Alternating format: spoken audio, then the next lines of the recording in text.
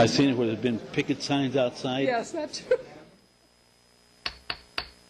Okay, I call this regular City Council meeting to order. May we have roll call, please? Mayor Truitt. Here. Vice Mayor Alton. Here. Councilmember Wolcott. Here. Councilmember Villanueva. Here. Councilmember Hall. Here. Councilmember Woodard. Here. Councilmember Williams. Here. Thank you. Thank you very much. And if you'll all rise and join me in the Pledge of Allegiance. I pledge allegiance to the flag of the United States of America and to the republic for which it stands, one nation, under God, indivisible, with liberty and justice for all.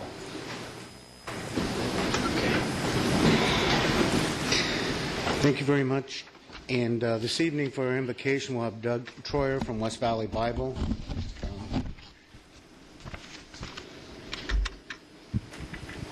If you would join me.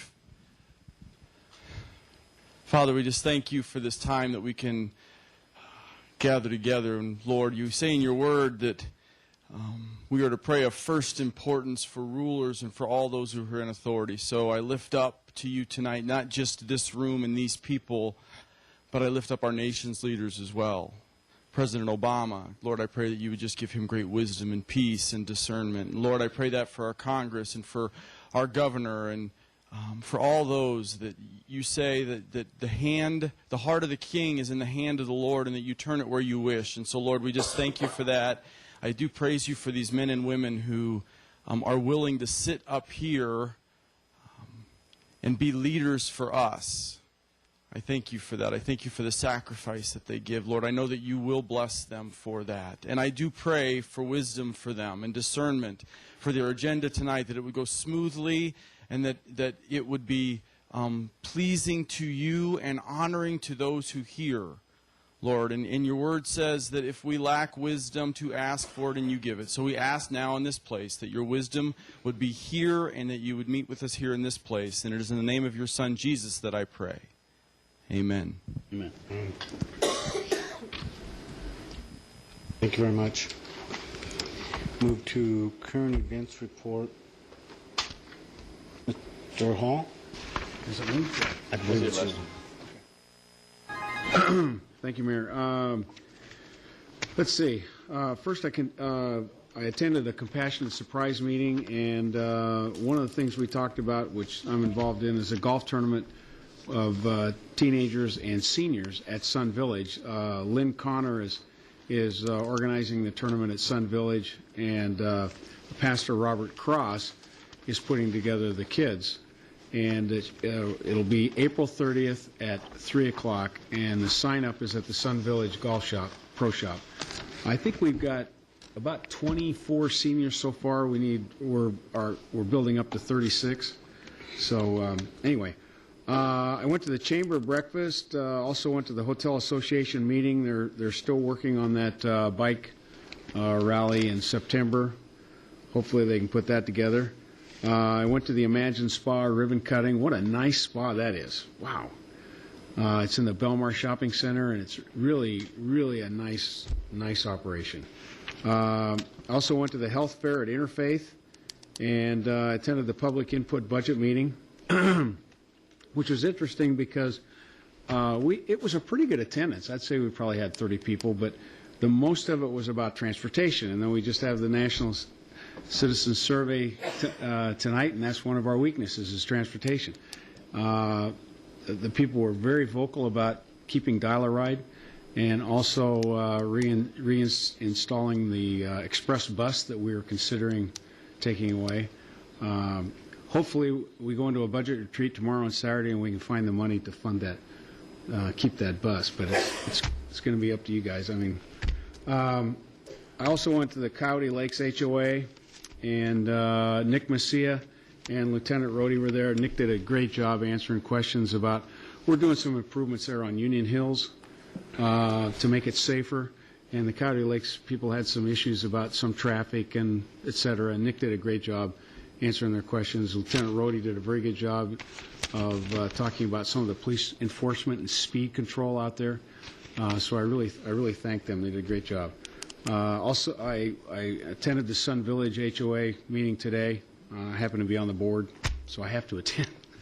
And we had a joint task force,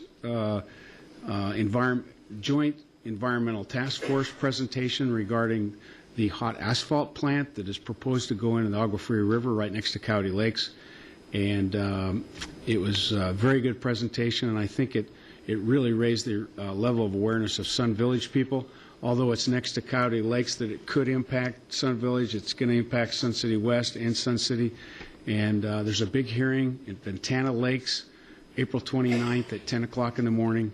And if any of you are interested, I hope that you would attend. And we're expecting a lot of people there. And hopefully that permit will get denied.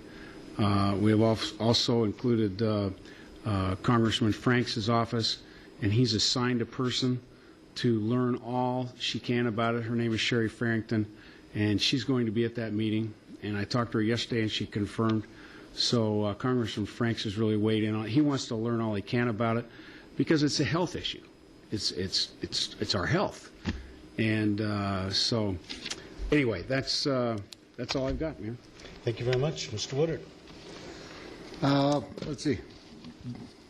Councilman Williams and I had our coffee chat together at Nick's Diner.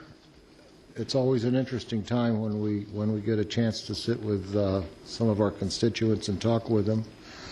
I also attended the Compassionate Surprise Committee along with Skip, and one of the things that was presented was a group called the Treasure Box. It's a week of food and a world of savings. It's a solution for those of us that are having tough times to feed your family, the high cost of feeding them, and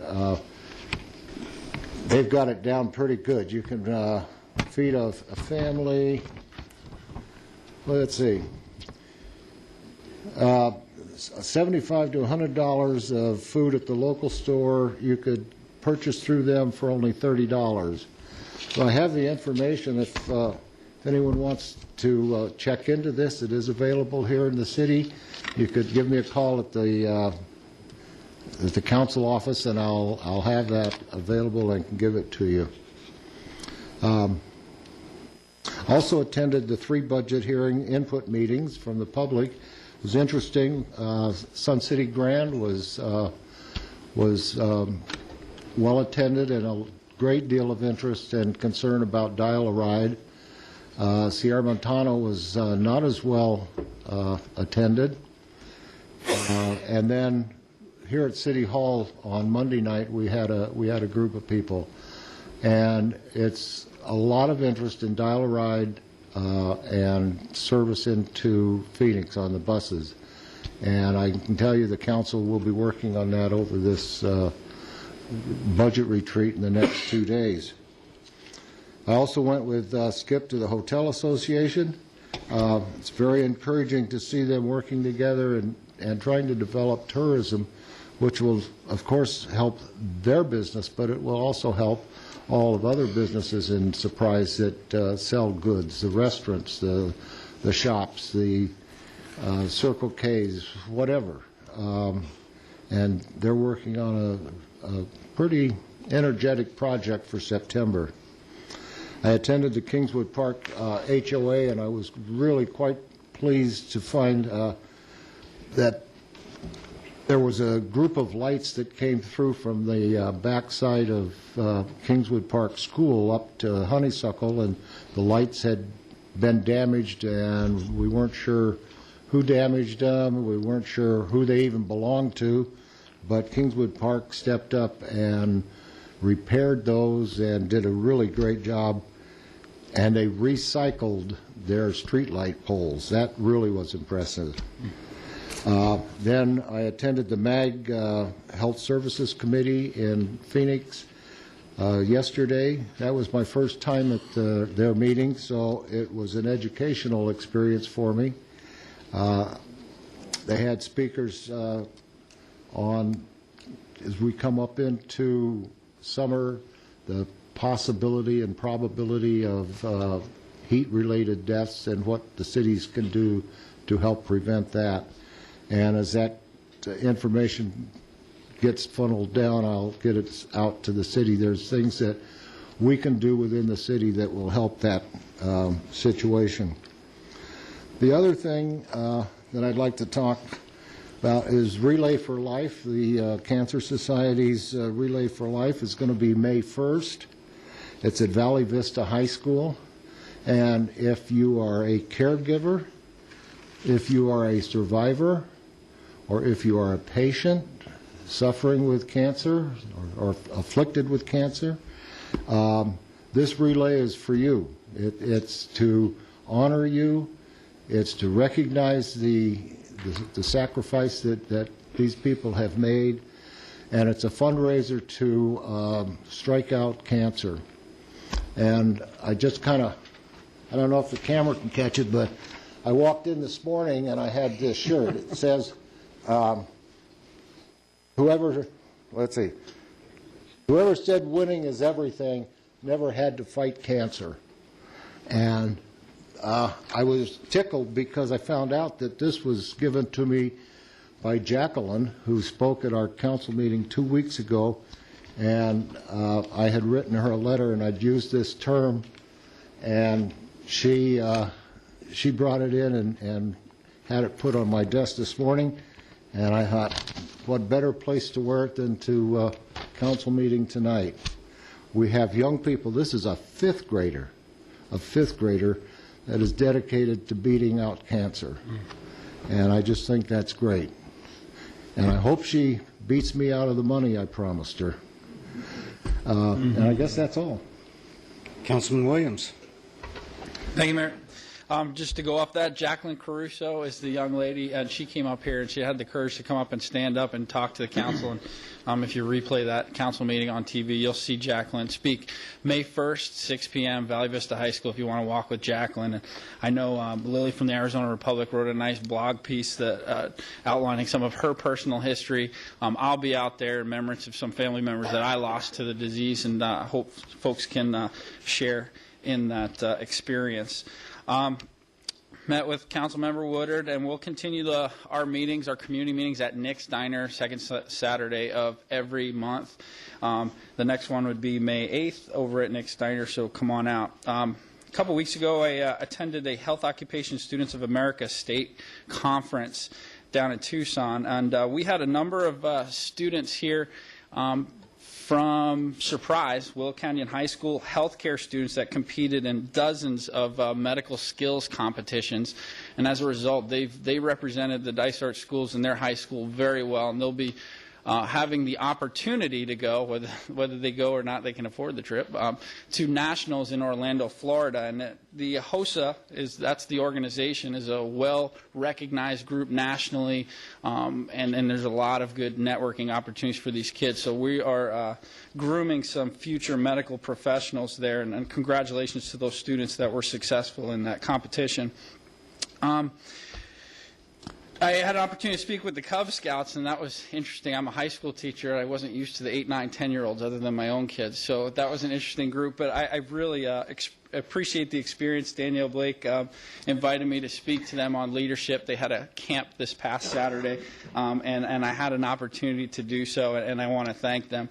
Finally, just real quickly, I got an email recognizing, and they couldn't identify who it was, and whatever it is, and we in the National Citizen Survey, we obviously have a bunch of professionals on staff, and got an email regarding our public works folks that was very positive. And they don't know the names, and they couldn't outline specifics, but I wanted to just pass along a thanks to all the city staff, public works, CRS. I mean, my wife right now, God bless her, because she's taking the kids to swimming, t-ball, and then another baseball game. They're all over the place, and a lot of opportunities in Surprise, and that's made possible by the city staff. So I just want to extend my appreciation.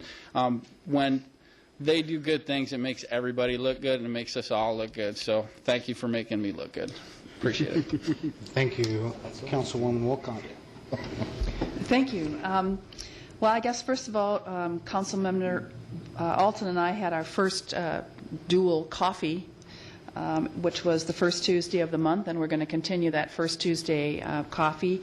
And I see Mitzi in the audience. Thank you so much for helping us find a location that we could serve the number of people that showed up, because actually this first time we had quite a turnout, and so we are trying to make some adjustments, and we'll reflect that on the website as to where our next meeting will be, but it'll be someplace in the neighborhood of Zuni's so that people can grab a cup of coffee on their way in to talk to us. But that was a great experience, and we intend to continue doing that in the coming months. I also attended 2 of the 3 community outreach presentations on the budget, and as others have said, the common theme feedback that we got was on transportation, related to special services and transportation that are a high priority of our citizens, and of our bus transportation. Although it might be meager, it is mighty in that it does provide service for people who really need it. And so we need to find ways to build on those services and provide the level of services that people really are looking for. Also, earlier this evening, and those of you who were here, you might have heard some of the National Citizen Survey results, which pointed to the very information that we learned in the budget meetings, was that transportation is not only a priority for the citizens of Surprise, but it is considered a deficit. It's a problem that we have. Getting in, getting out, getting around, it's a problem in the city of Surprise. And so this is something that I feel very strongly about, that we need to have a greater conversation with the public about what the options are, what could we work on together as a community and as the West Valley to make it a little easier for us to get in and out of Surprise, and to provide for economic opportunities in the city of Surprise. And so given that, I will tell you that I attended a conference in Tucson on Monday. I was a guest of the Arizona Transit Association, and we talked in Tucson extensively about something called P3s. And P3s are something you'll be hearing a whole lot more about in the future. P3s are public-private partnerships. In a state where we really don't have any transportation money, it's certainly something that people are talking about a lot. But I urge all of us to approach the P3 process with great caution. I have about 12 years' experience working with P3s, and they have their positives and they have their negatives, but it needs to be part of our public discussion. And so I'm going to hope to be getting something very soon on the agenda that we can talk about publicly and openly with our community about public-private partnerships, and particularly here in the West Valley. Also, the next day, I was in Chandler on Tuesday as a member of the MAG Regional Council. This was a joint planning organization that was reaching out between the MAG, the PAG, and the CAG, that are 3 different planning organizations that reach from Maricopa County all the way down through Tucson, and looking specifically at what's known as the Sun Corridor, which is this new growth area that has been extensively studied, and looking at transportation opportunities. And it was also an area where we were discussing P3s. We were talking about the MAG freight rail study, which most people don't know this, but about 50% of the rail of the freight that comes out of the ports of LA just passes right on through Arizona. So we're missing out on enormous opportunities right here in Arizona because we're just considered a land bridge, and that's it. So we need to really focus on those economic opportunities through providing more opportunities with freight, both trucking and rail. Also, a very important part of this planning discussion was literally a look at the unemployment statistics here in Maricopa County. And one of the disappointing things, but certainly not surprising, was when the MAG executive director talked about the unemployment statistics. We're looking at a sea of red when you lay that over our metropolitan region, and so we have to be very proactive in figuring out how we can create jobs, and we know that that's an important piece that people here in Surprise are looking for too. So those were 2 very, very helpful meetings, and I hope to be helping talk about some of those outcomes that we are looking at in trying to provide for some of the deficits, particularly in the area of transportation and economic development, as we formulate our budget this weekend and start going through the process, and that we truly focus on an outcome that can get us where we need to go with transportation and economic development. And that's all I have. Thank you. Mr. Villanueva. Yes, it looks like all of us attended one of the public budget inputs at one time or the other.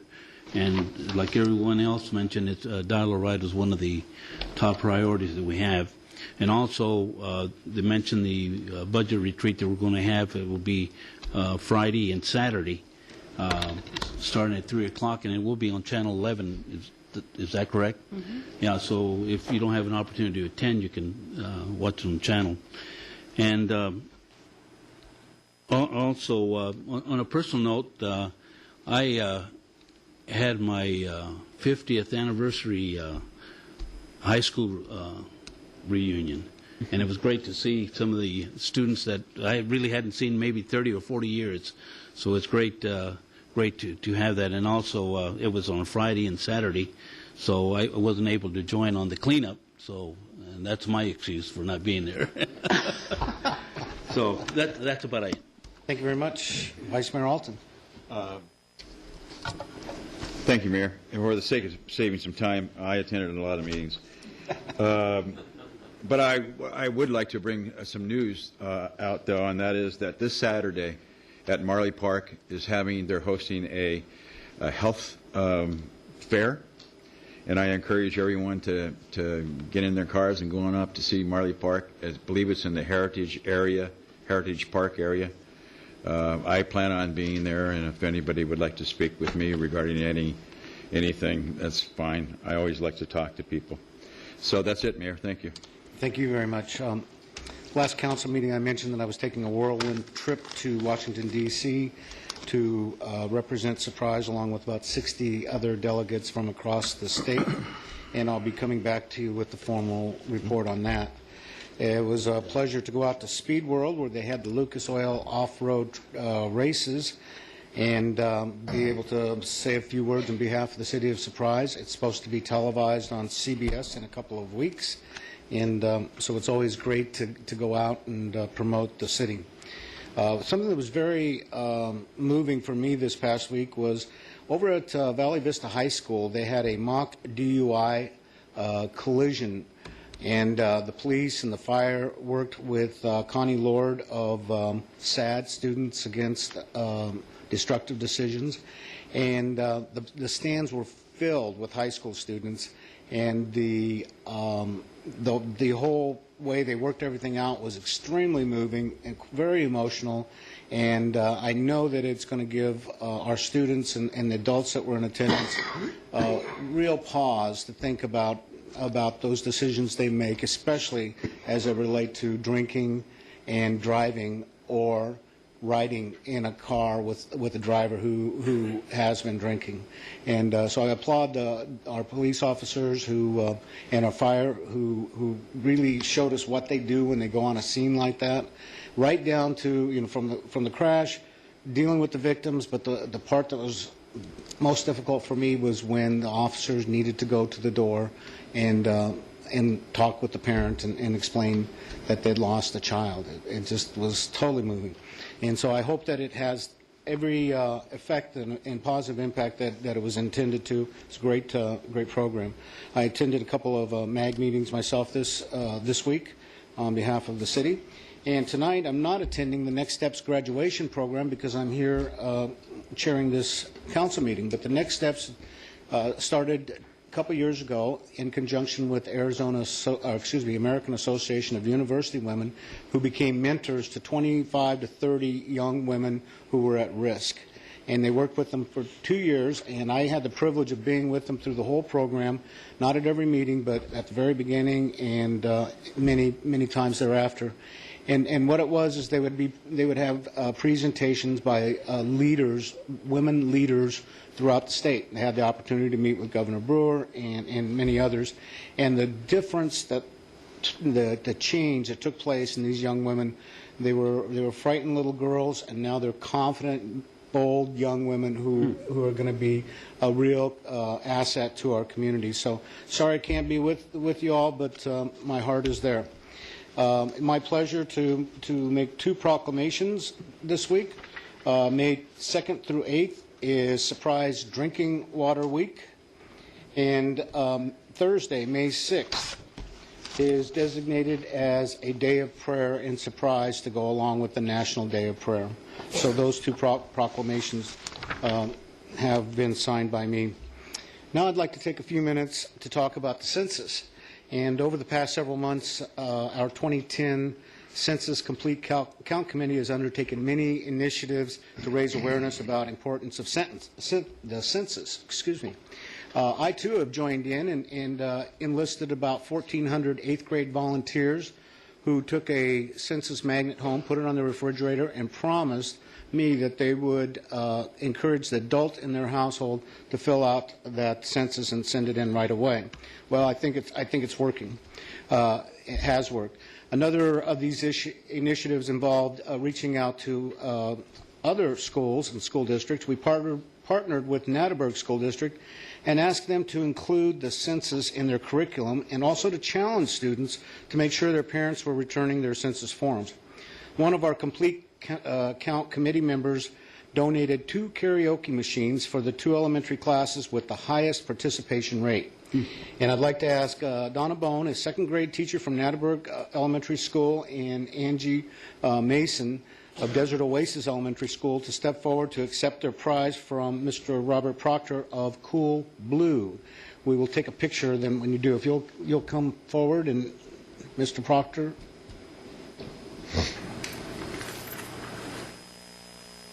Do you have your prize here? Is it okay? Okay.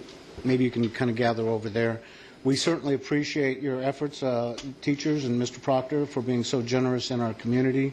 And Ms. Mace was Oh, okay. I see. Thank you. Kind of a shoulder front over there.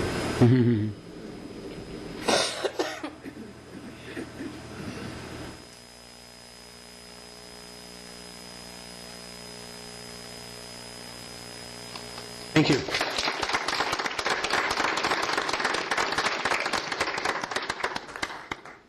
Thank you all very much. Appreciate it.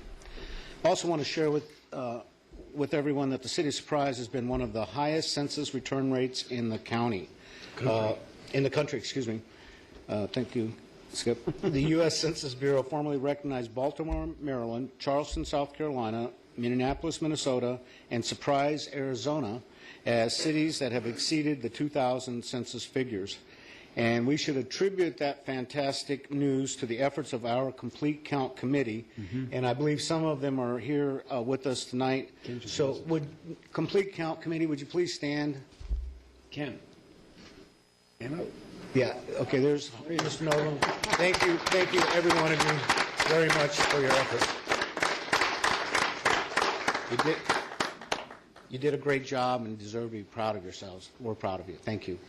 That concludes my report. We'll turn it over to the report for City Manager. Thank you, Mayor. Mayor, what I heard from the Mayor and City Council 2 weeks ago was to move the organization forward, to not leave it in an interim status and don't leave it stagnated. So after discussions with many of you, I went to the HR department and opened up for an internal recruitment, an HR director. April Reynolds had been our interim for over 8 months. Our senior staff had nothing but respect for her and her process and the process of her department. So I'm pleased to announce this evening that April Reynolds now, after a week of recruitment internally, has been named the Human Resources Director for the City of Surprise.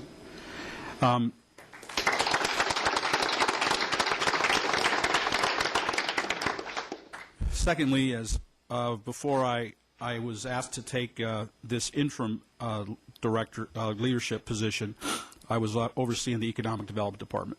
And obviously it wasn't going to work for us to try and make it work all together. And we identified someone in the organization who has a passion and has experience in economic development, and we have decided to merge the Community Development and Economic Development Department into one. and Jeff Mihalik will be leading that charge, and I look forward to working with Jeff to bring prosperity to the city of Surprise. Thank you, Jeff.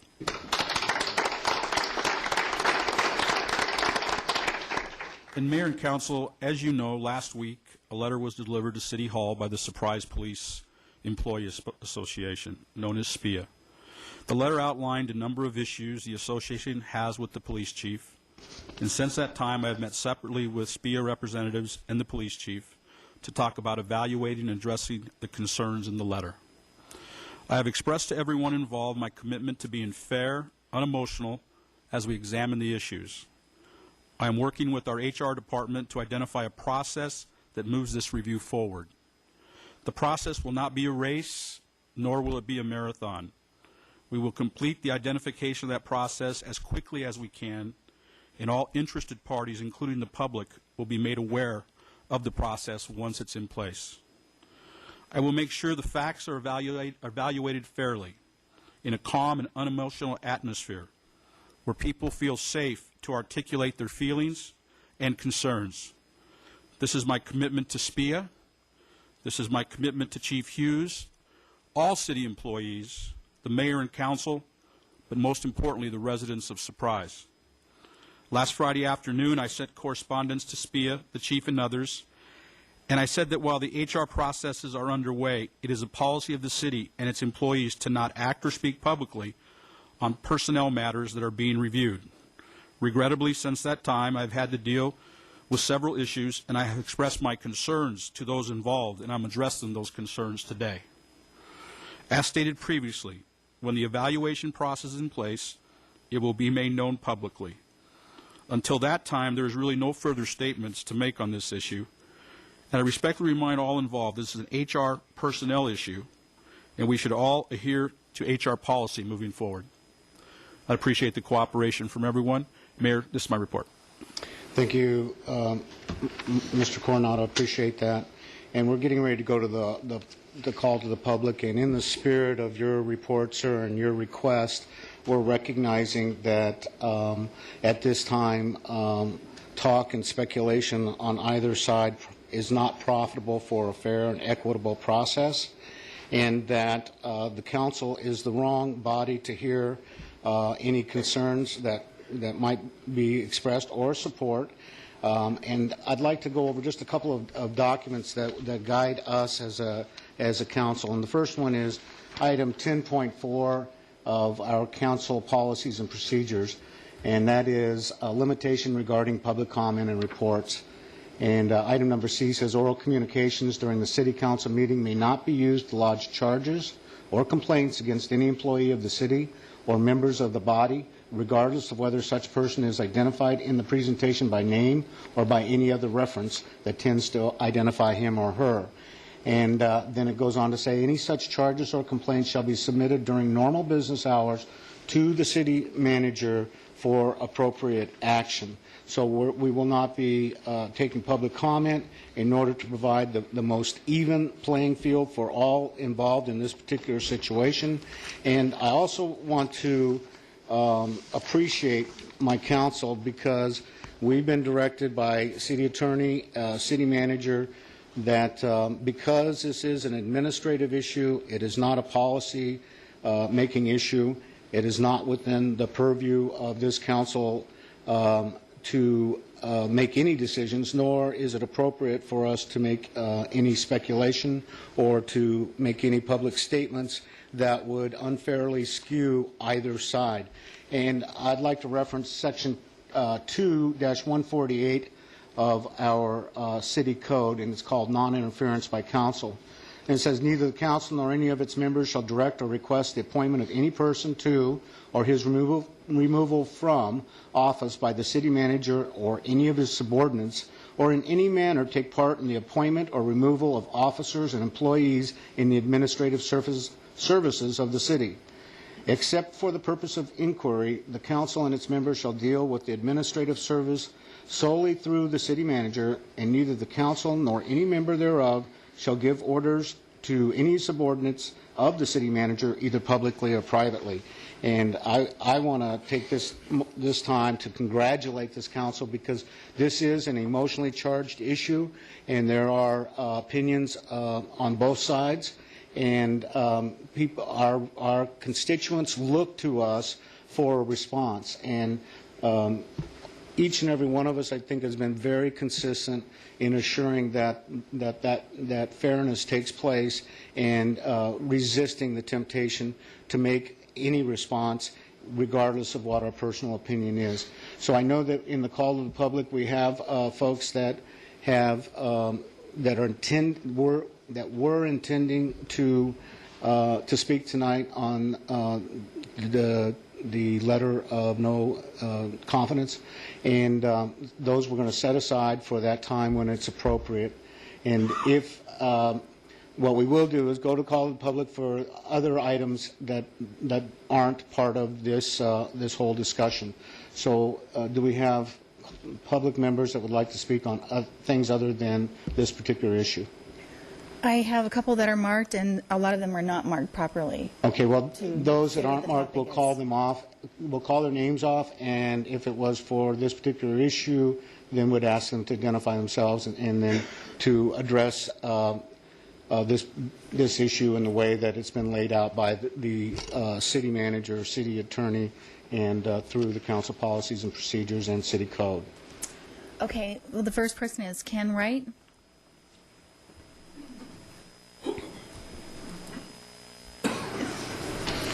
My name is Ken Wright. I was careful to get here before I started speaking. I want to talk about a subject tonight that involves the council members. The city council, surprise, makes policy by virtue of the authority granted to them under law.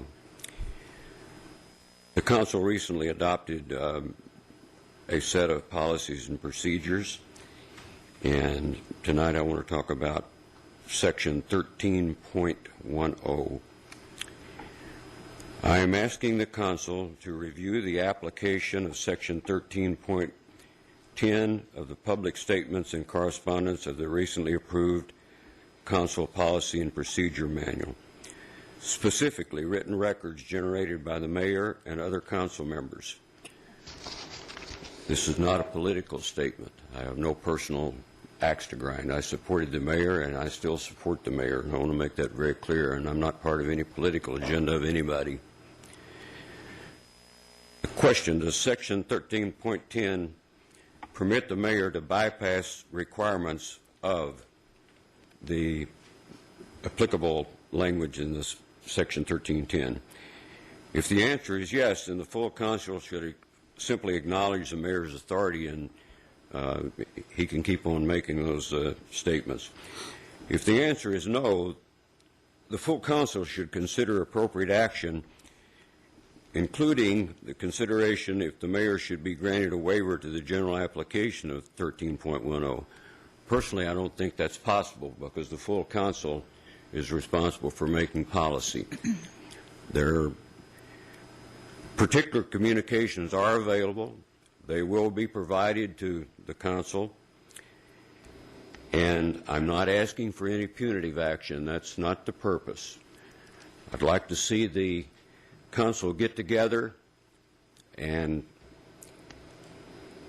act on this, the full council, and we need to get away from taking action in the Arizona Republic. We need to have action taken by the full council, move forward. I did have a meeting with the mayor after the letter that he wrote concerning the casino in Glendale, and I indicated to him that I didn't think that he had the authority to sign that. The mayor of Avondale, when she was asked for a statement, said that she couldn't sign that letter, couldn't make a statement, because the council had not taken a position on the policy of the city of Avondale. I think that's the appropriate response. Then we need to also consider what does an individual council member have in terms of rights to make statements so long as they simply sign them by virtue of their name and not in some official capacity. They may be identified in some capacity, but they should be able to make statements without any recriminations from other public staff. And that's what I'm asking for, that the council take action to have a meeting and consider this item. Thank you. Thank you. Calvin Alexander.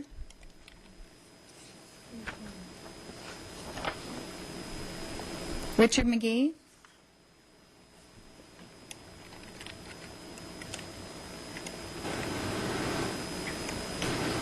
Thank you. My doctor told me a few weeks ago that I needed to get out and walk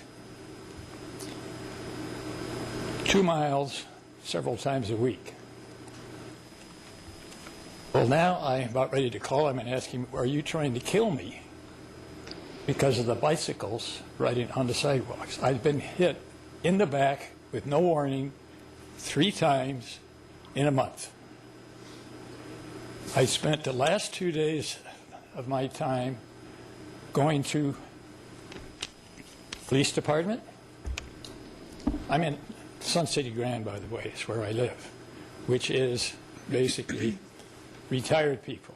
And we do a lot of walking because of what the doctor says. The 2 of the times were very slight, where somebody just clipped me on the side, and the last time they got me right in here, and they never say a thing to you. They think they're going to weave around and what have you. Some people will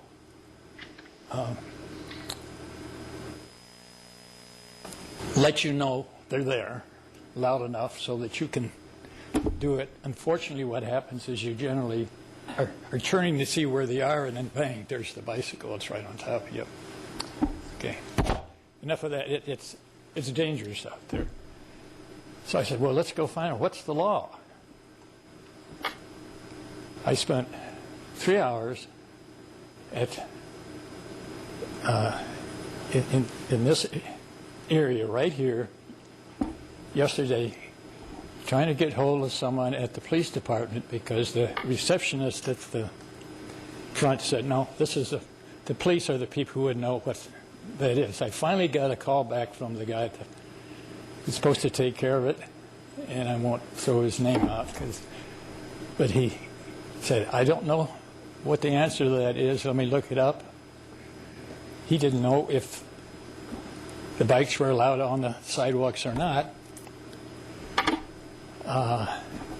Then he called back and said, oh, yes, it is allowed, and it's because it's a state law.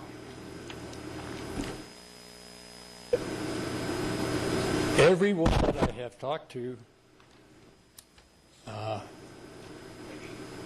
in the various heads of the agencies around says, oh, yeah, we know that's dangerous, but it's the state law, and then the city has the same law. So anyway, I give up.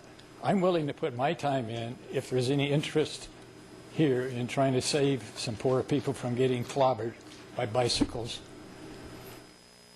get a group together or what have you. There's nothing I can do by myself. I just keep, everyone's just sort of pushing it aside. Well, no, this is terrible, but what are you going to do? I have some ideas, but I could go on for hours with those. Thank you. Thank you.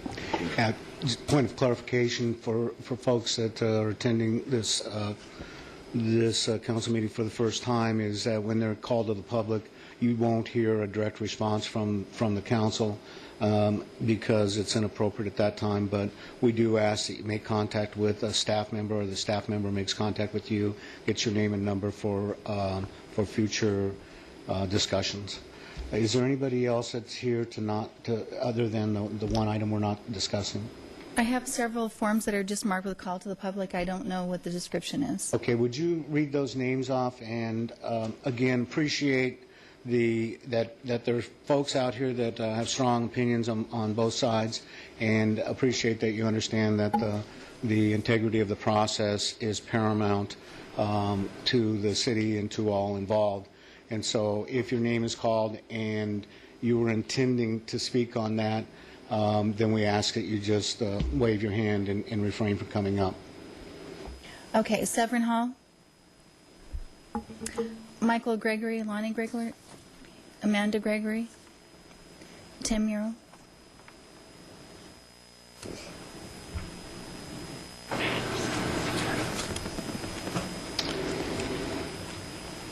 Thank you, Mayor, Vice Mayor, Council. My name is Tim Brown. I'm the President of the Surprise Police Employees Association.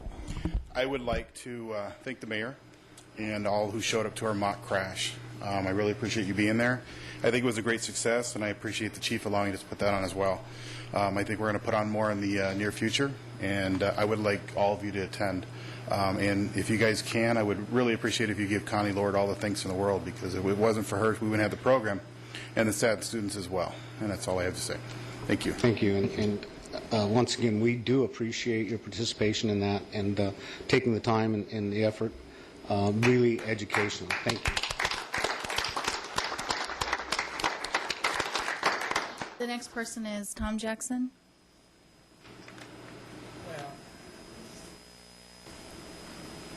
I can't talk on the subject that I want to talk about. Okay. Richard Sternan. I can say just one thing, though. Sir, you're going to work with us on this, right? Thank you, Mr. Mayor. No, I just think it's a mistake. I mean, not to be able to talk about it tonight, but I respect everything that you've said. And thank you, sir. Thank you. Thomas Hanford.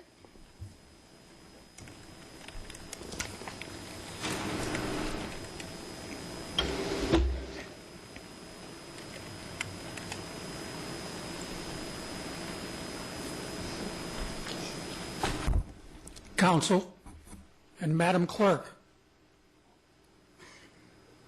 I am here to discuss one major issue pending before this City Council. I appeared here recently and applauded the City Council for discharging the City Manager. I come here tonight not to applaud the decision of the appointment of this individual city manager, Mr. Coronado, who I don't know and have no ill will toward him. A great statesman once said, government can't make a weak man strong, but they can make a strong man weak. I've been told that Mr. Coronado did a bang-up job in what he was doing. I also know that he has no city managing experience. I hold no grudge against him.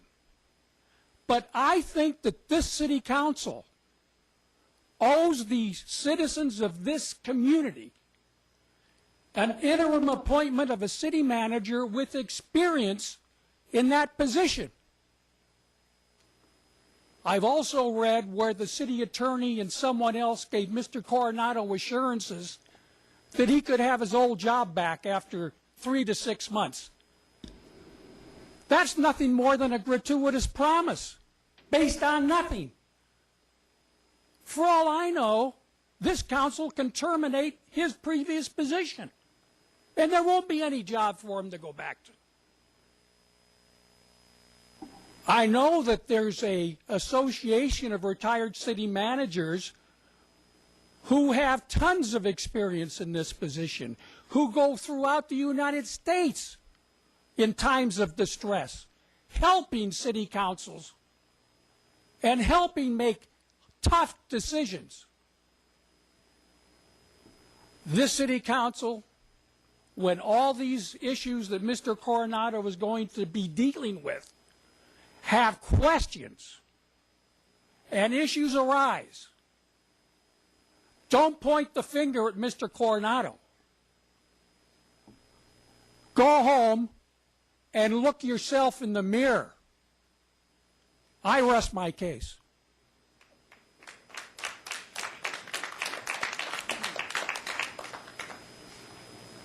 Okay, in order to accommodate those who came hoping to speak on a subject they feel is very important to them, and to allow them, you folks, to be able to leave, I'm going to call a 5-minute break. Before I do, I just want to say thank you for your cooperation.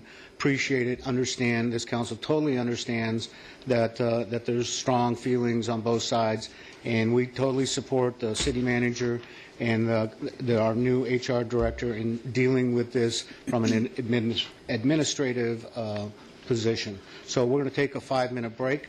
Thank you very much.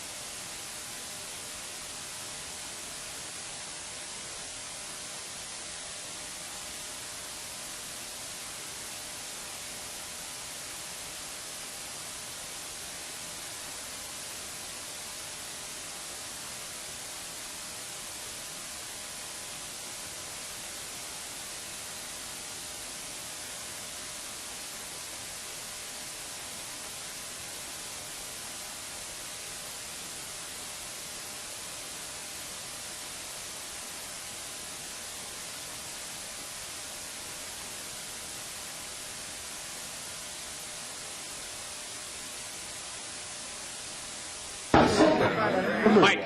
Meet Tommy Waddell. 9, 8, 7, 6. He used to furnish all the watermelons for the city of Surprise when we used to give out watermelons. He's a farmer. He's on Rocket Point. Okay, I call this meeting back to order, and we'll move to the consent agenda.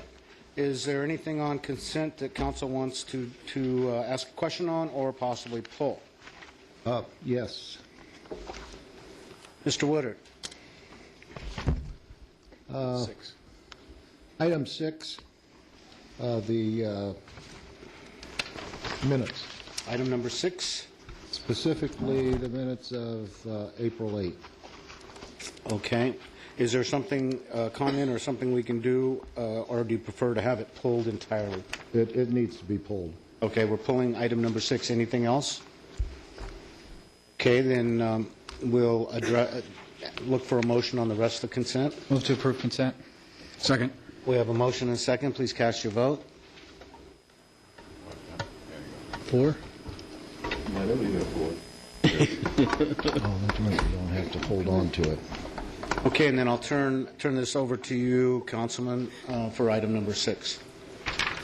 Okay, on item 6, the minutes of April 8, 2010, we need to make some corrections.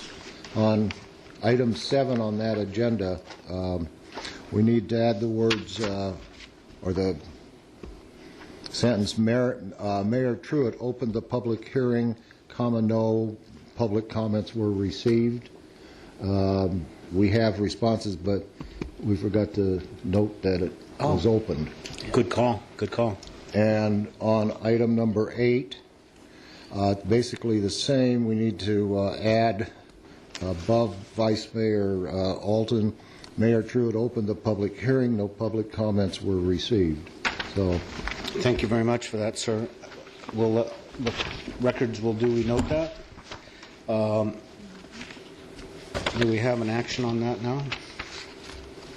I maybe move to make those additions. Second? Second. Okay, all in favor, please cast your vote. Or all, please cast your vote.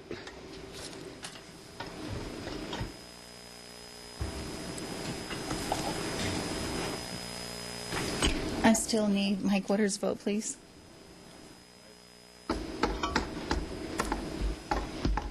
Thank you. Unanimous yes vote, Mayor. Thank you very much. If you'd kindly read item number 10.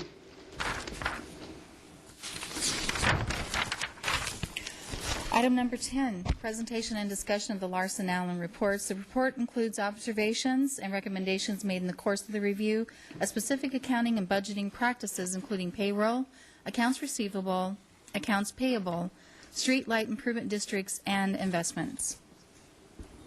Good evening, Mr. Mayor, members of council. The issue in front of you tonight is a report out on the recently completed audit as identified in the title of the agenda item.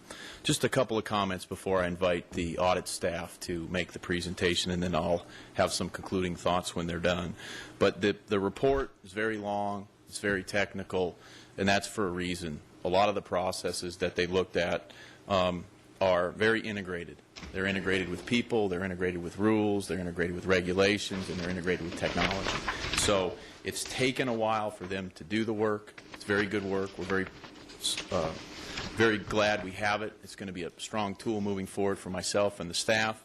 And it's taken us a while to make sure we understand what the findings of the report have been. And there's two members of the audit firm here with us tonight, Sandy Cronstrom and Lisa Murphy. Lisa was the audit manager in charge. She'll be going through the presentation, and when Lisa's done, I will have a couple of concluding thoughts. So right now, I'll invite Lisa up to make that presentation. Lisa?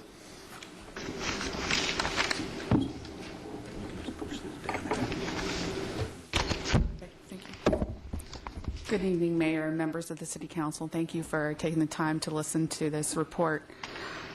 This is actually the second phase of the audit. The first phase was completed and presented to most of you on December 16th, and that was in regards to several projects that you asked us to look at and the transactions involved with those. There was one item outstanding from that December 16th report. Oh, I guess we don't have the slides up. Okay. There was one item from the December 16th report that we did not report at that time, and I want to bring it to your attention. The reason we did not report it is because it had to deal with the external audit, the financial statements that are issued by the City of Surprise on an annual basis. And we were asked by our internal quality control at Larson Allen to make sure we spoke to your auditors prior to releasing this information to the public, just as a professional courtesy. So these items were found as we were looking at those transactions related to the construction of the 4 projects you wanted us to look at, and the funding sources that related to those projects. We noted some items that we thought would be good for improvement in the city's external financial statements. Specifically, there was a footnote disclosure that we felt should be included, and that relates to pledged revenue that is due to pay back some debt that the city has incurred. An inconsistent presentation of funds between the financial statements and the budget. And then there were some budgeted bond proceeds that were recorded as a transfer in, which affects your statements and the ultimate profit or loss, if you want to think of it that way. An incorrect classification of your municipal property, corporation debt. We feel that some of that might need to be included in a different manner since it's due to be paid off by the sewer pledged revenues, so there's something to consider. And also we saw a budgeted transfer in that was incorrectly recorded as a budgeted transfer out. Now we looked at 3 years worth of financial statements because that was the audit period that you were asked us to look at for the projects we were looking at. So fiscal years ended 2007, 8, and 9. Are there any questions on that section? I'll go into the second section. This is the phase 2 of the audit. And just a reminder of who we are. Larson Allen is a group of CPAs, advisors, and consultants. We are based out of Minneapolis, Minnesota, and we have local presence here in Scottsdale and Mesa. Nationwide, we audit 3,100 nonprofit and government entities or deal with them on a consulting basis, and we have 350 governmental clients that we deal with on a regular basis. And we actually had some people come in from one of our Minnesota offices to help us on this project because they had a lot of experience dealing with Sarbanes-Oxley. And if you're aware of that in the corporate environment, that's dealing with controls and how processes take place. So we were able to leverage their experience in getting this work completed. What you asked us to do was to look at 5 transaction cycles. And we looked at them from the period November 2009 till February 12th, 2010. So you can picture this and appreciate the staff that had to deal with us on a daily basis, sitting at their desk, learning the process so that we could document the hundreds of pages of what they're trying to do. So we do want to give public acknowledgement to them because we did take a lot of their time on top of their normal duties, and they were very, very accommodating to us, so thank you. We looked at payroll, accounts receivable, accounts payable, the streetlight improvement districts. That goes from the creation all the way up to the point at which you're levying the taxes and collecting those, and then investments. Just as a way of defining what we were looking at, internal control is kind of your cornerstone of how you understand that your operations are working correctly, that you have reliable financial reports, and that you're complying with laws and regulations as it relates to finances. It can be judged by you and by management if you have reasonable assurance, and we're going to use some attorney terms here, that you understand the extent to which your entity's operations objectives are being achieved, your published financial statements are being prepared reliably, and your applicable laws and regulations are being complied with. As with everything, with internal control, there is a cost versus a benefit analysis that has to be done. You can make the ultimate controls, but they can be so prohibitive to your operations that you actually make it worse. So that's one of the things that management and staff and you as well will need to look at is what level of control is appropriate for the area that you're reviewing. So you want to make sure that there's reasonable but not absolute assurance for safeguarding the assets, that there's reliable financial information, and that you're complying with the laws and regulations. They should be developed and implemented to provide management with the appropriate balance between risk and the level of control required to ensure objectives are met. One of the things that you will see that we did is we actually, through the flow charting that we did, came up with some recommendations. We are looking at these processes from a best practices standpoint. So we're going to give you the ultimate control that we see that could be in place. Now, obviously, staff has the ability at that point to say, no, we don't agree with that. We think this would be a better option, and they're probably in the best seat to know that. But we wanted to give you the ultimate control and then let you decide from there which way you wanted to go. We categorized our 4 findings, or 4 different areas. Segregation of duties, which is basically splitting apart of transactions who can avoid fraud or actually help prevent errors because somebody's checking someone's work over here. If there was an internal control missing, something we thought could just be added in to add additional assurance.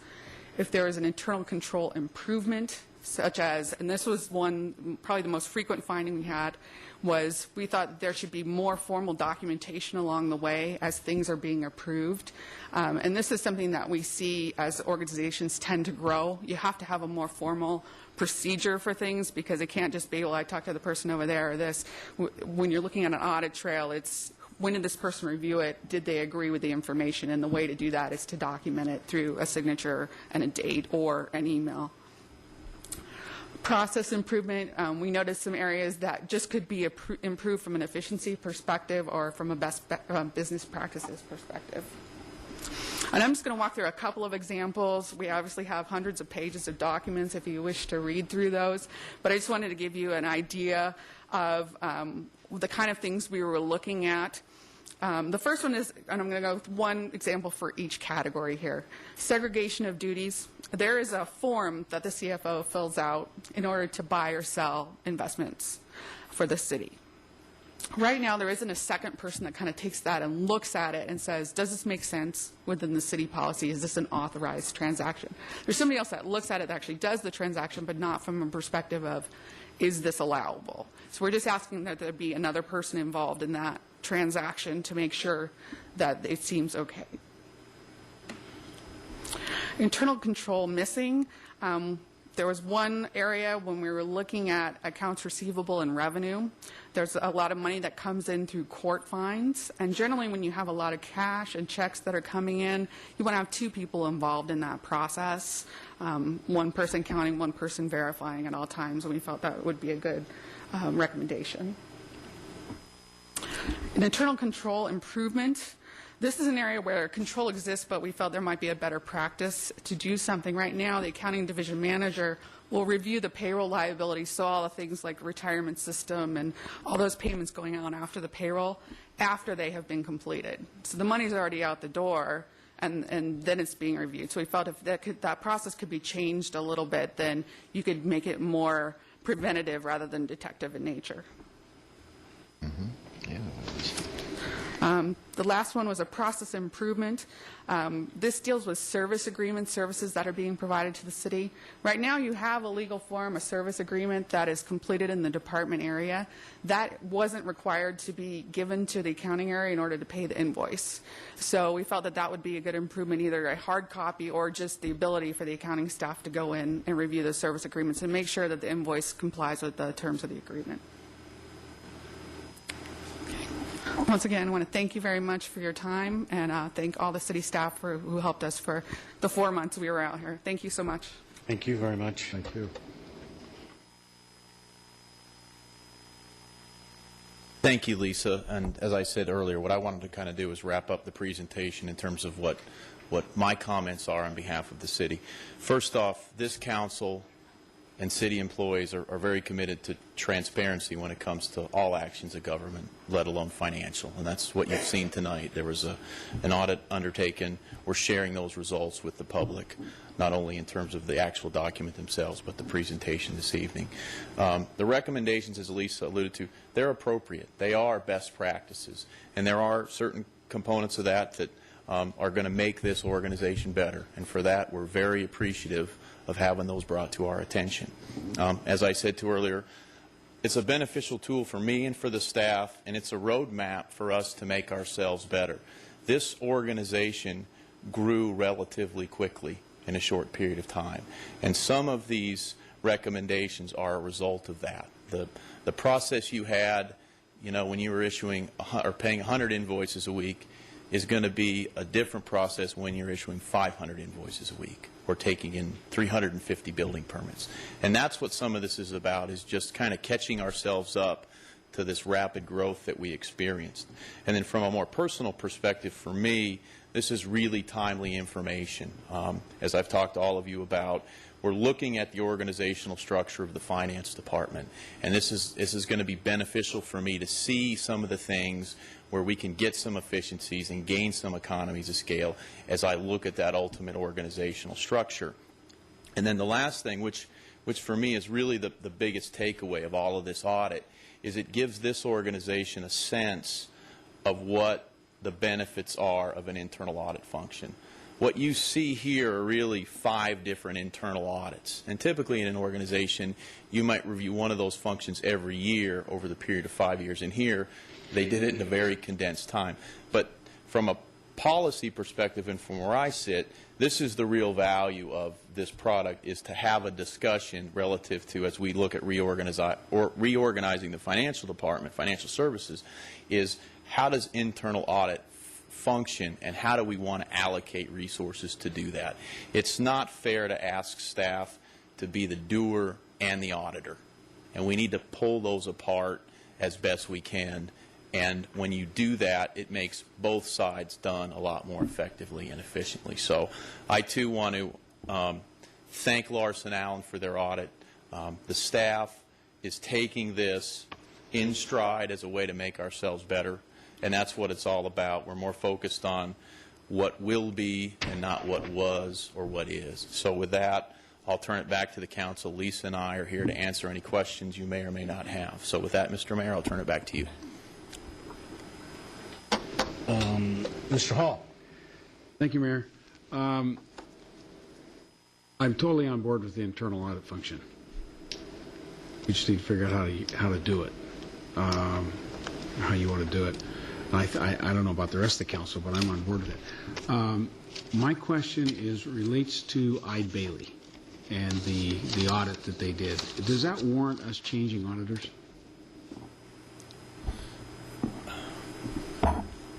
Mr. Mayor, members of council, let me talk a little bit how I've approached that. And I had a conversation this week with the staff from Ide Bailey, and it's really the first time I had a chance since I got here to kind of catch my breath and shift away from the budget for a few minutes and talk to them. The first thing council needs to remember is that production of the financial statements is the responsibility of the city first. And there's a partnership between the city and the auditors in terms of putting out a financial report and evaluating our controls. So I'm not comfortable at this point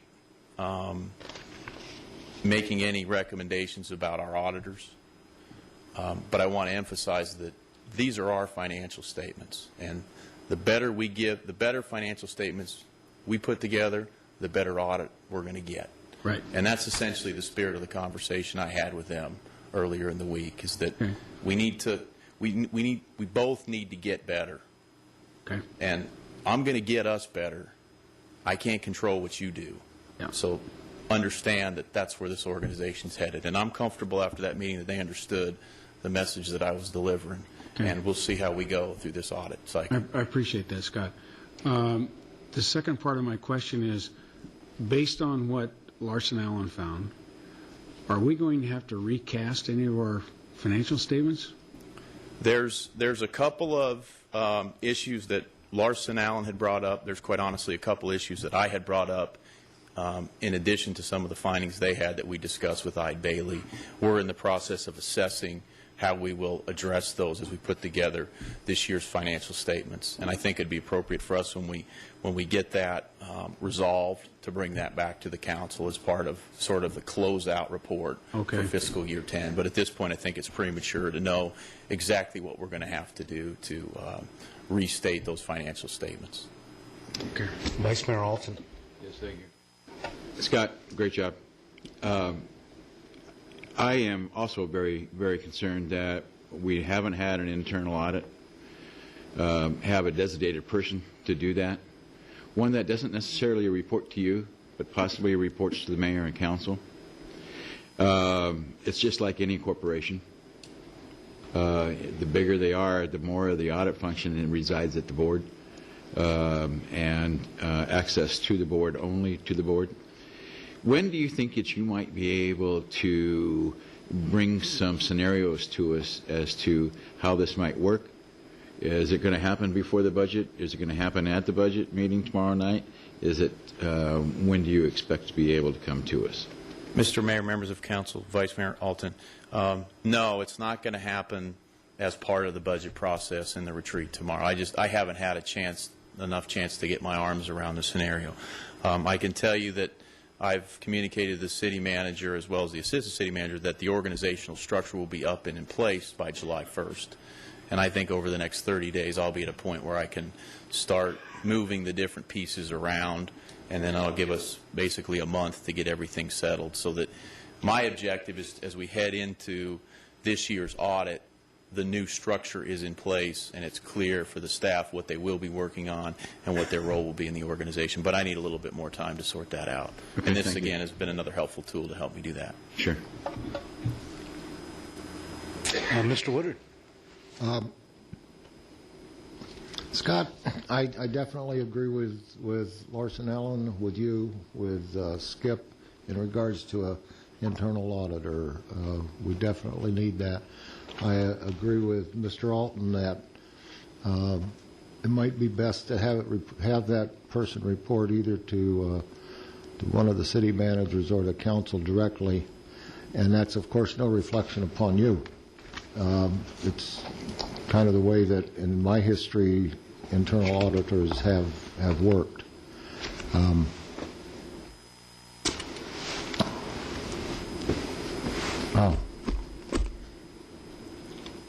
Well, come on back. Maybe it'll come back to me. Okay, just push the button and we'll recognize it. Mr. Mayor, if I could, I think part of what we would bring back is alternatives and options about where that function could be housed, if you will, within the organization, because there are more options than just the council. So we will bring that back as part of the options for yourselves to consider. Okay, thank you very much. Appreciate it. Thank you Appreciate the hard work that's been done by everybody in this project, and it makes us feel a lot better to know that we've had professionals come in, and we have a professional that's leading our organization in the finances, and so appreciate it. Mr. Woodard is just... Now, if I don't forget it. Okay, you're on.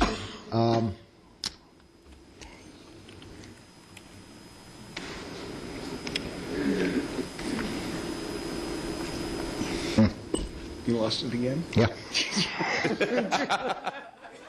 So we'll ask Mr. Woodard to contact you tomorrow when it comes in the middle, maybe in the middle of the night. You get his phone number. I'll get a cell phone call from him tonight. Remember what the question is. Thank you again very much. Thank you, council. We'll be moving on to item number 11. Consideration and action of the Consolidated Plan 2010-2014. Mayor Turrell, members of the City Council, good evening. Not sure I can top that last discussion. That was interesting. Earlier this evening, we had a great work session discussion regarding the HUD-mandated consolidated plan, which sets our priorities for the expenditure of community development block grant funds. Council gave staff some great direction, and I'll briefly summarize since we went over this in some detail about an hour ago. The recommended projects are housing rehabilitation, which would include the minor repair of 20 homes. The next year would be youth job training, which would be a new venture for the City of Surprise. Year 3 would be a facade rehab improvement program in the OTS, which would also be new and a high priority for Council. Year 4 would be improvements to Gaines and Johnson Townhome Parks. And then lastly, we hope to finish up much-needed sidewalk connectivity and ADA improvements also in the OTS. That is recommended by staff, concurred by the Community Development Block Grant Commission. It is important for us to have the public hearing tonight to make sure that we're in compliance with HUD standards, and I'll be happy to answer any questions that you might have. Thank you. It was a good workshop on this subject, and I think you answered probably most of our questions. Is there anything else? No. In that case, may we have an action? Move to approve the Consolidated Plan 2010 to 2014. Second. And you got a motion in, I think, 4 or 5 seconds. Please cast your vote. Okay, which one is it? 4. Top left. Pleasure. Unanimous vote, Mayor. Thank you. And when you're ready, if you'll read item 12. Consideration and action on the Annual Action Plan 2010-2011. Mayor, Chair, members of council, as a follow-up, the annual action plan now would follow suit after the consolidated plan. Recommendation of the Community Development Block Grant Commission and staff is to do housing rehabilitation next year, 20 homes in the amount of $265,000, and also for the first time ever, 2 actual public service programs, which again we appreciate the opportunity council have to offer that. The 2 private-public partnerships we've identified include St. Mary's Food Bank Alliance doing emergency food box donations in the amount of $35,000, and also Interfaith Community Care, intergenerational care in the amount of $20,000 for a total of public service improvements of $55,000. Be happy to answer any questions, and again, this does require a public hearing. Thank you. Council, questions? If not, may I I have move an to approve the annual action plan 2010-11. Second. motion and a second? Please cast your vote.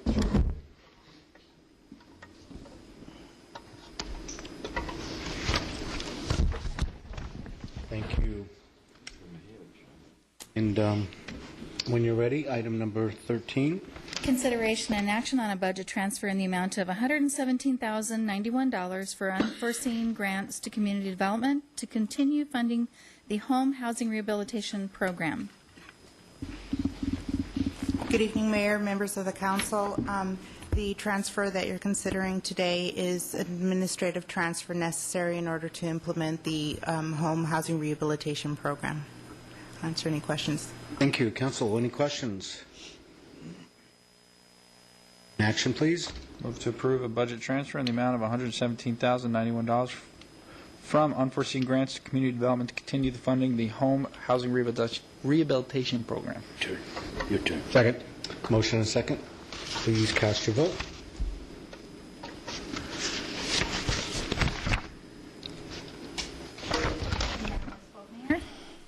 Thank you.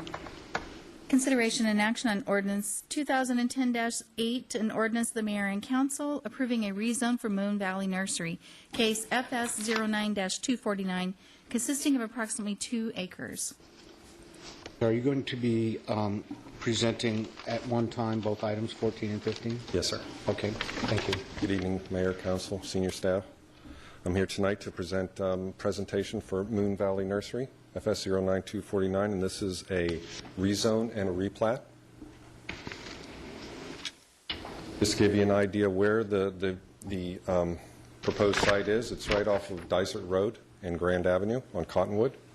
If you remember the old site, it was a 2-acre site near the old City Hall, and this will be tripling the size of over tripling the size of the facility to 7 acres. This is a site plan, just to give you a background of what is going in here, site plan for these procedure. This is the original plot that's going in, and that's going to be... Hold on just a minute, Bart. Oh, yes, sir. All right, we can't see. We have technical difficulties. There we go. There we go. Thank you. This is the site plan for the area and the structure in there. This is a little bit closed up to show you this 2,400-foot structure, square foot. Also, there will be vehicular access off of Cottonwood as well as pedestrian and parking for 97 vehicles.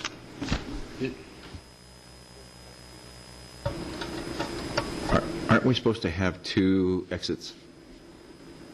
Two exits. Oh, the emergency exits, that was discussed with the fire department, and because of the location of the intersection right here at Cottonwood, and it wouldn't, I'm going to go back one slide for you here. There's an intersection of Cottonwood and Santa Fe, and if we did have 2 exits on that, it would be too close and it would provide a safety hazard on that. So it was felt that the one access would be sufficient for this facility. Planning and zoning, we're okay with it? Yes, sir. Okay, thank you. Councilman Hall. Thank you, Mayor. To the, I think this would be to the east, Bart. Those are homes right along there, right? To the east, yes, those are duplexes owned by Maricopa County Housing Authority. Yes, sir. Oh, okay. Maricopa Housing. Yes, sir. So did you get any public input in it? Did anybody come to the meetings or? Yes, we did have a public hearing, and to maximize the number of people that would come, we actually had it on site. Oh. And we had it for an hour. Oh. Nobody did come to that public hearing, but we did advertise it, and we notified all the neighbors within 300 feet. Did you? Okay. Good. Absolutely. No, I know where it's going to go. Again, just going over the site plan. And this gives you a rendering of what the facility is going to look like. Yeah. Wow, that's nice. Very opening for display of the materials. Now, are those trees going to be that size? Eventually. Eventually.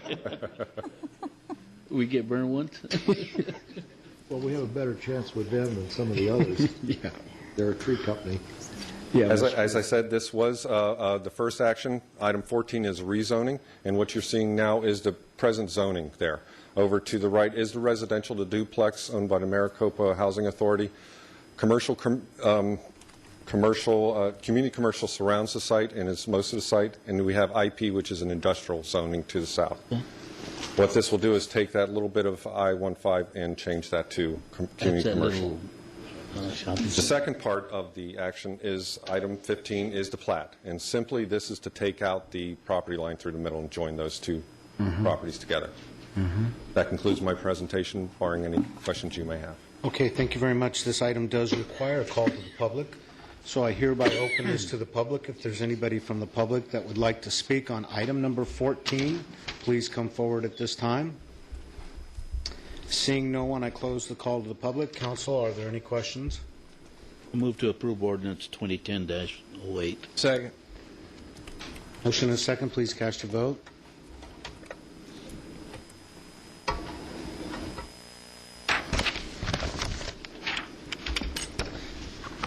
Councilmember Hall, one more time, please.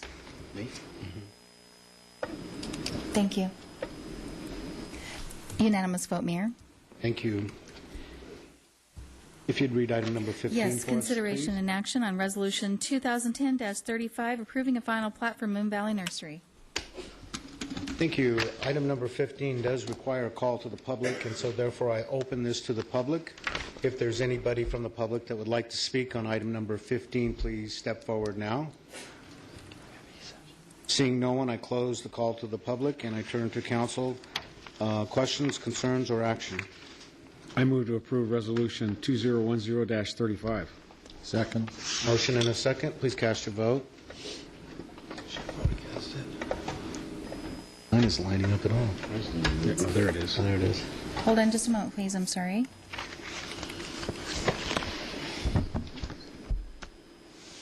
Go ahead and press your buttons now, please. Item number 16. I'm sorry, Mayor. You have to- We had to yes, we had to recast. We had a what? We had to recast. Please. Yes. I still need Mike Woodard. Got to hit it, Mike. Thank you very much. Unanimous vote, Mayor. There we go. Thank you very much. Moving to item number 16. And this item is for consideration and action on items to be placed on future agendas. Mr. Alton. Yes, thank you, Mayor. I would like to see a presentation regarding the ordinance regarding the sidewalk usage as it relates to bicycles as well as walking. And so if we can come back and explain the ordinances that now exist and possibly give us some, we're working, this is happening more than this, just this one person is saying, Mr. McGee. So I got to think that it happens on a more often basis. So can we take a look at it, City Manager, to have your staff look into that and bring something back soon? Also, the ordinance that Ken Wright was speaking about, let's bring that back and let's look at it, see if it needs to be amended. Obviously, it is a concern to him as well as to a few of us on the council. So if we can bring that count, and I think it was 10-something 1310. 13.10. Thank you. Okay, and along those lines, I've previously requested and continue to request that we bring back the policy or a discussion on the policy of when we cancel meetings, how many members should be absent or before we cancel. Mr. Woodard. It's been taken care of. Thank you. Ms. Wolcott. Thank you, Mayor. I spoke with Mark, Mr. Coronado earlier today, and with Jeff Mihalik regarding some issues revolving around transportation, specifically the issues that were discussed, as I said, down at ASDA and also in Chandler with the land planning. We really have quite a few issues that I think that are going on that generally the people of Surprise don't know about, and certainly the City Council doesn't know about. I think it would be helpful if we would put together some workshops fairly quickly to talk about these major transportation initiatives that are going on around us, and so we can really start that public dialogue, and I would appreciate your support. That's a great idea. In fact, I believe I approached City Manager also, and one part of that is the non-existent but conceptual I-11. And so that might be part of that entire... That was my intent. Absolutely. That's one of the Hasayampa Freeway, the I-11 connection, and certainly talking about P3s and kind of getting people up to speed. There are a number of people that are interested in helping coming out and kind of explaining that to us, and I think that would be really helpful. Good. I think that'll be valuable. I do too. Okay, Mr. Williams. Yeah, thanks, Mayor. I got a couple things here. First, Councilmember Villanueva brought up an issue a resident was having with a water bill a couple weeks ago, and that she had rented a property out. The tenant did not pay the bill, and her water was shut off, and now she's responsible for that bill. And I just want to, I know I brought this up in the past. I want to take a closer look at this policy. It was changed a few years ago where I don't know the specifics of it, but I believe we requested a deposit to turn the water on.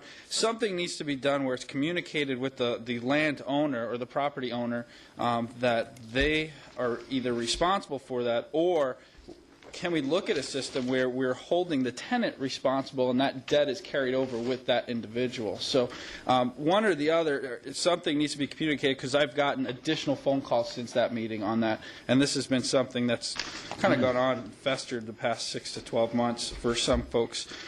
The other thing, back in December, I asked for staff to look at a renewable energy strategic plan, and I know we're going through an energy audit. I just want to make sure that that's still on the radar, that that's something that maybe we have a workshop on, and what are we doing as far as conserving energy from a city's perspective and from the residents' perspective, job opportunities, job creation, and lowering our carbon footprint.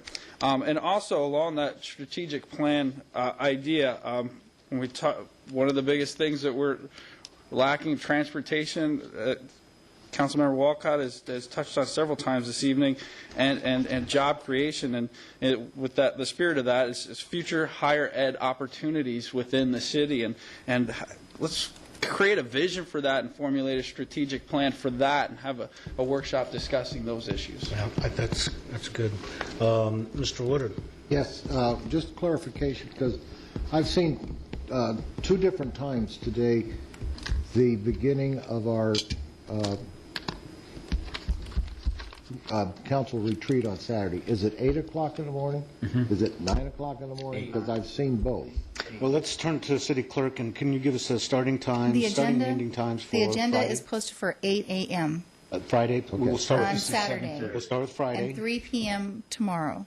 Okay, 3 to 8 on Friday. Yes. 8 to approximately 2. Whenever you're done. Whenever. On Saturday. Okay, thank you. Mr. City Attorney, do we need to go into executive session for any particular thing? No, we do not. Thank you. Okay, then, in that case, this meeting is adjourned.